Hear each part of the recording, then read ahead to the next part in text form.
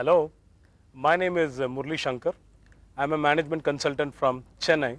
I'm going to be telling you an incident that happened in my life that transformed my way of thinking about challenges and about constraints. It was on 21st May 1991 that this incident happened. Me and my friends were returning back in our bikes after watching a film. I owned a Bullet 350cc bike, and in our youthful exuberance, we were returning back, discussing the film in all its entirety. We were giggling away to glory in the bike, and the time was about 1 o'clock. A speeding car which came from behind hit us, and the next thing that I realized was that I was on the floor, on the road, sprawling there with the bike on top of me. I was rolling over with the bike on the road, and I'm sure it must have been a good 30-40 meters before the motorbike hit the center median and came to a grinding halt. The entire world crashed in front of me for a moment. I didn't know what was happening. And I was lying there in a pool of blood with pain all over my body. I was slowly passing out. I realized that I might not survive beyond this because the pain was a little too much. Suddenly, I realized that my friend had sat along with me. And I was wondering what would have happened to him. So, just in order to search for him, I tried getting up from the road only to fall back. Only then did I realize that my right leg had broken into pieces and the pain was too much. And then I realized that my right hand had also broken.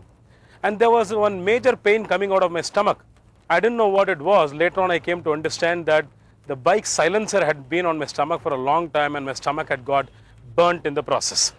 Now after that, a couple of good-natured people came there, lifted me from the floor, from the road, and put me in an auto rickshaw to take me to the hospital.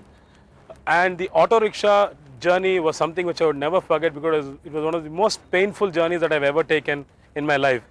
And then the next thing I realized was that I was in the hospital.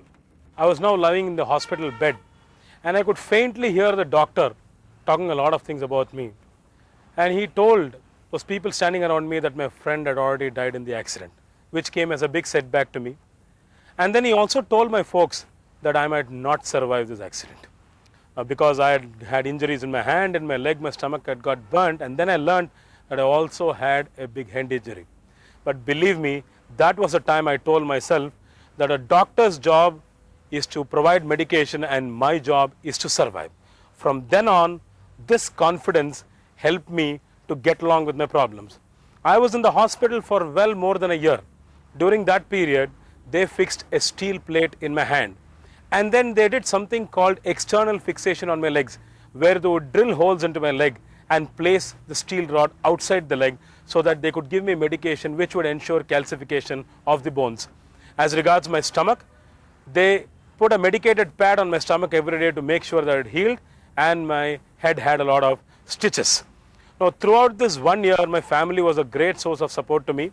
And there were times when I felt that I would not make it, but then this confidence always told me that I could definitely make it. I tried walking after a couple of months with the crutches on. I found it difficult. I used to pass out on pain many times, but still my resolve did not deter me. I just wanted to go ahead and walk.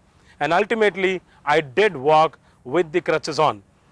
And I walked out of the hospital after almost a year. I was taken in a car to our house, and it was a great feeling to go back home after a year. So with all the excitement, I put the crutches on and I walked up the stairs. As much as I climbed up the stairs, now I wanted to climb down the stairs also. As I was climbing down the stairs, I just fell down once again. Can you believe it?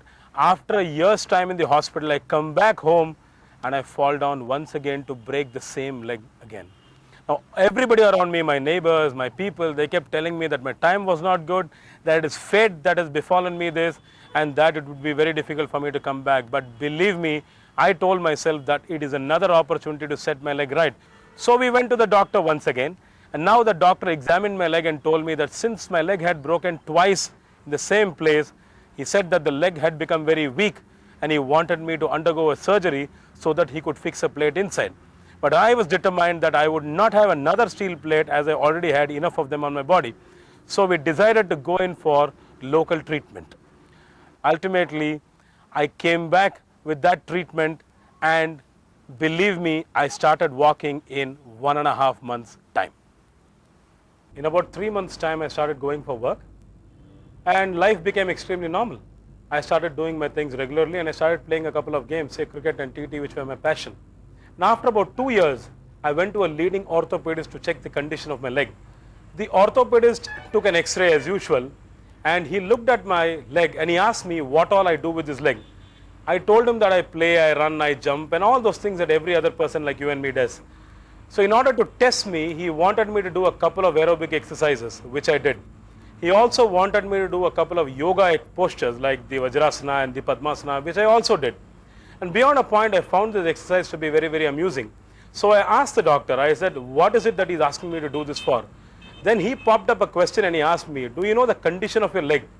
So I told him, I know it's nothing great. But he said, what will happen if it breaks once again?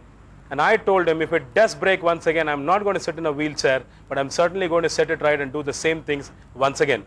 And then I asked him, what is the condition of my leg? He showed me the X-ray, and for the first time I noticed in these 2 years that the bones that were supposed to join like this had actually joined like this. There was a very thin layer that was connecting these two bones, which means under a severe impact, these bones were susceptible to break. Now I asked the doctor, what should I do? The doctor told me that if it was any other patient, he would have asked him to undergo another surgery, but given my sheer confidence and belief, he wanted me to continue enjoying life the way I was doing. And he also told me that whenever I found time, that I should visit his hospital and teach his patients how to live life. I want to tell you something. Pain is inevitable. Suffering is purely optional. Every harsh reality of life is nothing but a challenge, and every challenge is something that one needs to keep going ahead. If I can do it, I am very sure you can also do it. Wish you all the very best.